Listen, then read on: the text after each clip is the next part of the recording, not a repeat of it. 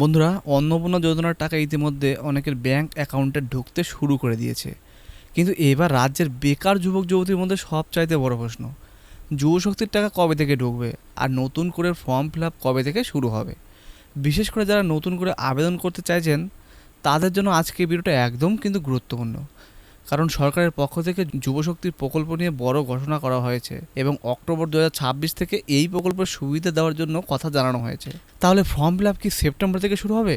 কারা আবেদন করতে পারবে? কত টাকা পাওয়া যাবে? কি কি ডকুমেন্ট লাগতে পারে? আর টাকা সরাসরি কি ব্যাংক অ্যাকাউন্টে ঢুকবে? আজকের ভিডিওর একদম শুরু থেকে শেষ পর্যন্ত সব কিছু সহজ ভাষায় জানিয়ে দেবো। প্রথমে সবচাইতে গুরুত্বপূর্ণ আপডেট হচ্ছে, যুবশক্তি ভরসা কার্ডের প্রকল্পের মাধ্যমে রাজ্যে শিক্ষিত বেকার যুবক যুবতীদের আর্থিক সাহায্য দেওয়ার পরিকল্পনা করা হয়েছে। বিভিন্ন রিপোর্ট অনুযায়ী যোগ্য স্নাতক বেকার যুবক যুবতীদের বলা হয়েছে যে মাসে 3,000 টাকা করে দেওয়া হবে এবং অন্যান্য যোগ্য বেকার যুবকদের ক্ষেত্রে 2,000 টাকা পরিকল্পনা করা হয়েছে। মানে এখানে বলা হয়েছে যারা স্নাতক পাস তাদেরকে 3,000 টাকা, আর যারা মাধ্যমিক উচ্চ মাধ্যমিক পাস বেকার রয়েছে তাদেরকে 2,000 টাকা করে দেওয়ার কথা মুখ্যমন্ত্রী ঘোষণা করে দিয়েছেন। এইবার আসি সবচাইতে গুরুত্বপূর্ণ প্রশ্নে, ফর্ম কবে থেকে ফিল আপ হবে? হ্যাঁ, ফর্ম ফিল আপ না হলে কিন্তু আমাদের টাকা কীভাবে ঢুকবে সেটা কিন্তু আমরা জানি না। তো এই মুহূর্তে আবেদন করার সুনির্দিষ্ট তারিখ সরকার থেকে পরিষ্কারভাবে কিন্তু এখনও ঘোষণা হয়নি। তবে বিভিন্ন রিপোর্ট সেপ্টেম্বর মাসের আবেদন প্রক্রিয়া শুরু হওয়ার সম্ভাবনার কথা বলা হয়েছে।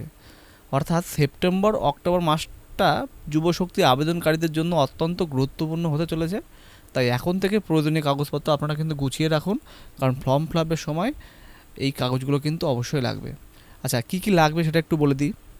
প্রথমে আধার কার্ড, ভোটার কার্ড, শিক্ষাগত যোগ্যতার প্রমাণপত্র, মানে আপনি যে শিক্ষাগত মানে স্নাতক পাস করলে স্নাতক পাসের সার্টিফিকেট, মাধ্যমিক পাস করলে মাধ্যমিক পাসের সার্টিফিকেট, আর ব্যাঙ্ক অ্যাকাউন্ট তথ্য, পাসপোর্ট সাইজের ছবি এবং অন্যান্য প্রয়োজনীয় আরও নথি। তবে একটা কথা অবশ্যই মনে রাখবেন, সরকারি বিজ্ঞপ্তিতে চূড়ান্ত ডকুমেন্টের তালিকা প্রকাশ না হওয়া পর্যন্ত কোনো বেসরকারি ওয়েবসাইটে তালিকাকে চূড়ান্ত বলে ধরে নেবেন না। আর একটা গুরুত্বপূর্ণ বিষয় হলো, অনলাইনে আবেদন করার জন্য শুধুমাত্র সরকারি পোর্টাল ব্যবহার করবেন। হ্যাঁ, শুধুমাত্র কিন্তু সরকারি পোর্টালে ব্যবহার করবেন, অন্য পোর্টাল থেকে কোনো রকম ফর্ম ফিল আপ করবেন না। বর্তমানে সরকারি যুবশক্তি পোর্টাল আবেদন সংক্রান্ত আপডেট দেওয়া হচ্ছে এবং সেখানে বর্তমান আগের আবেদন পর্ব শেষ হওয়ার কথা দেখানো হচ্ছে।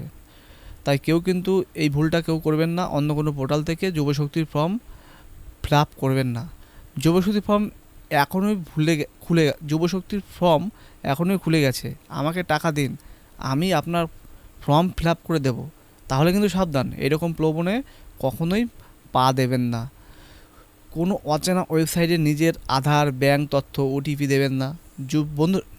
বন্ধুরা, যুবশক্তির টাকা কবে থেকে অ্যাকাউন্টে ঢুকবে, এই প্রশ্নের উত্তরটা একটা বিষয় পরিষ্কার করে জানিয়ে রাখি আপনাদের। সরকারের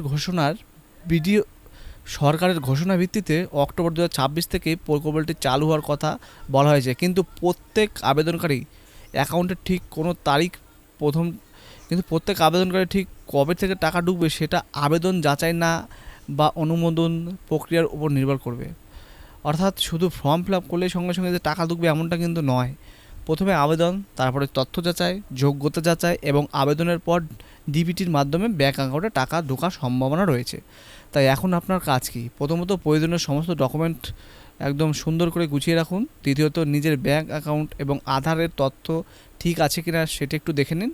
তৃতীয়ত সরকারি বিজ্ঞপ্তি প্রকাশ হলে আবেদন শুরুর তারিখ এবং যোগ্যতার নিয়ম ভালোভাবে দেখে তারপর ফর্ম ফিল আপ করবেন।